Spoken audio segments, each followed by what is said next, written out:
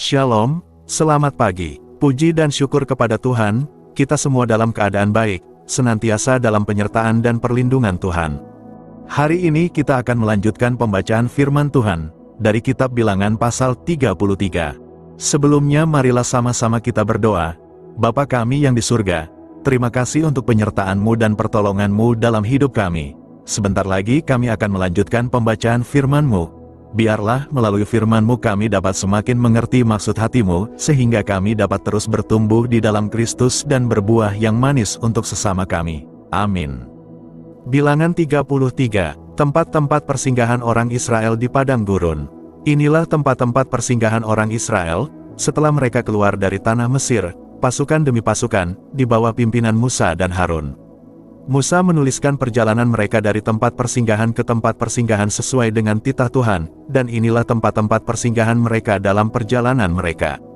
Mereka berangkat dari Rameses pada bulan yang pertama, pada hari yang ke-15 bulan yang pertama itu, pada hari sesudah Paskah berjalanlah orang Israel keluar, oleh tangan yang dinaikkan, di depan mata semua orang Mesir. Sementara orang Mesir sedang menguburkan orang-orang yang telah dibunuh Tuhan di antara mereka, yakni semua anak sulung, sebab Tuhan telah menjatuhkan hukuman-hukuman kepada para allah mereka. Berangkatlah orang Israel dari Rameses, lalu berkemah di Sukot. Mereka berangkat dari Sukot, lalu berkemah di Etam yang di tepi padang gurun. Mereka berangkat dari Etam, lalu balik kembali ke Pihahirot yang di depan Baal Zephon, kemudian berkemah di tentangan Migdol. Mereka berangkat dari Pihahirot dan lewat dari tengah-tengah laut ke padang gurun, lalu mereka berjalan 3 hari perjalanan jauhnya di padang gurun Etam, kemudian mereka berkemah di Mara. Mereka berangkat dari Mara, lalu sampai ke Elim, di Elim ada 12 mata air dan 70 pohon korma, di sanalah mereka berkemah. Mereka berangkat dari Elim, lalu berkemah di tepi laut Teberau. Mereka berangkat dari laut Teberau, lalu berkemah di padang gurun Sin. Mereka berangkat dari padang gurun Sin, lalu berkemah di Dofka.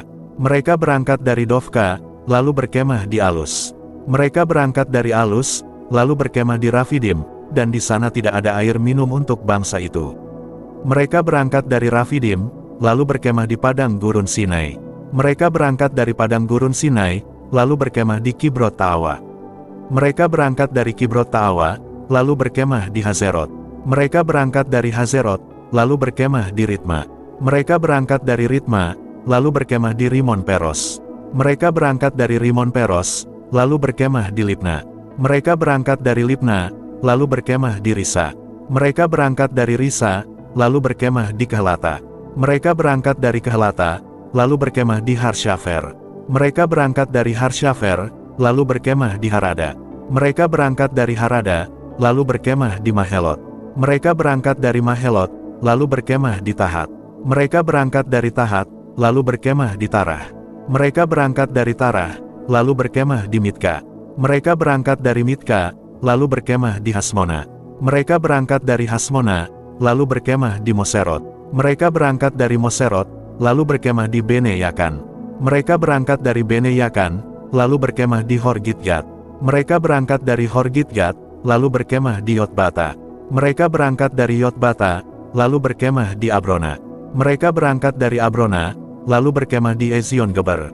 Mereka berangkat dari Ezion Geber, lalu berkemah di padang gurun Zin, yaitu Kades.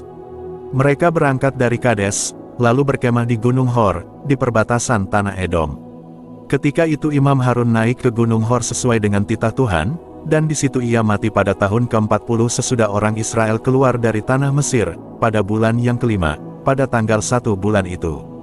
Harun berumur 123 tahun, ketika ia mati di Gunung Hor.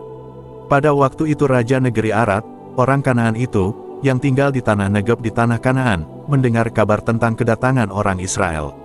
Berangkatlah mereka dari Gunung Hor, lalu berkemah di Zalmona. Mereka berangkat dari Zalmona, lalu berkemah di Funon. Mereka berangkat dari Funon, lalu berkemah di Obot. Mereka berangkat dari Obot, lalu berkemah dekat reruntuhan di Abarim di daerah Moab. Mereka berangkat dari reruntuhan itu, lalu berkemah di Dibon Gad. Mereka berangkat dari Dibon Gad, lalu berkemah di Almon di Blataim. Mereka berangkat dari Almon di Blataim, lalu berkemah di pegunungan Abarim di depan Nebo. Mereka berangkat dari pegunungan Abarim, lalu berkemah di dataran Moab di tepi sungai Yordan dekat Yeriko. Mereka berkemah di tepi sungai Yordan, dari Bet Yesimot sampai ke Abel Sitim di dataran Moab. Apa yang harus dilakukan setelah tanah Kanaan direbut? Tuhan berfirman kepada Musa di dataran Moab di tepi sungai Yordan dekat Yerikho. Berbicaralah kepada orang Israel dan katakanlah kepada mereka, apabila kamu menyeberangi sungai Yordan ke tanah Kanaan, maka haruslah kamu menghalau semua penduduk negeri itu dari depanmu dan membinasakan segala batu berukir kepunyaan mereka. Juga haruslah kamu membinasakan segala patung tuangan mereka dan memusnahkan segala bukit pengorbanan mereka. Haruslah kamu menduduki negeri itu dan diam di sana, sebab kepadamulah kuberikan negeri itu untuk diduduki. Maka haruslah kamu membagi negeri itu sebagai milik pusaka dengan membuang undi menurut kaummu. Kepada yang besar jumlahnya haruslah kamu memberikan milik pusaka yang besar, dan kepada yang kecil jumlahnya haruslah kamu memberikan milik pusaka yang kecil, yang ditunjuk oleh undi bagi masing-masing. Itulah bagian undiannya, menurut suku nenek moyangmu haruslah kamu membagi milik pusaka itu. Tetapi jika kamu tidak menghalau penduduk negeri itu dari depanmu, maka orang-orang yang kamu tinggalkan hidup dari mereka akan menjadi seperti selumbar di matamu dan seperti duri yang menusuk lambungmu, dan mereka akan menyesatkan kamu di negeri yang kamu diami itu. Maka akan kulakukan kepadamu seperti yang kurancang melakukan kepada mereka. Amin. Makna Kitab Bilangan pasal 33. 1. Tuhan menuntun perjalanan umatnya. Perjalanan Israel dari Mesir menunjukkan bahwa Tuhan selalu membimbing umatnya dalam setiap langkah hidup. 2. Perjalanan menjadi kenangan iman. Setiap tempat persinggahan mengingatkan umat akan pertolongan dan kesetiaan Tuhan sepanjang perjalanan mereka. 3. Tuhan membebaskan dari perbudakan. Keluarnya Israel dari Mesir menjadi tanda bahwa Tuhan membebaskan umatnya dari penderitaan dan penindasan. 4. Ketaatan dan kekudusan itu penting. Tuhan meminta Israel menjauhi penyembahan berhala agar tetap hidup setia dan kudus. 5. Janji Tuhan disertai tanggung jawab. Tanah perjanjian adalah anugerah Tuhan, tetapi umat juga harus menjaga kesetiaan dan ketaatan kepadanya. Kadang manusia ingin berkat tanpa tanggung jawab. Konsep yang aneh, tapi sangat populer sejak dulu. Kesimpulan, Bilangan pasal 33 mengajarkan bahwa Tuhan setia menuntun, melindungi, dan membebaskan umatnya. Umat dipanggil untuk mengingat karya Tuhan serta hidup taat dan setia dalam perjalanan iman. Demikian pembacaan firman Tuhan beserta maknanya untuk hari ini. Sampai berjumpa lagi besok. Tuhan Yesus senantiasa memberkati kita semua. Amin.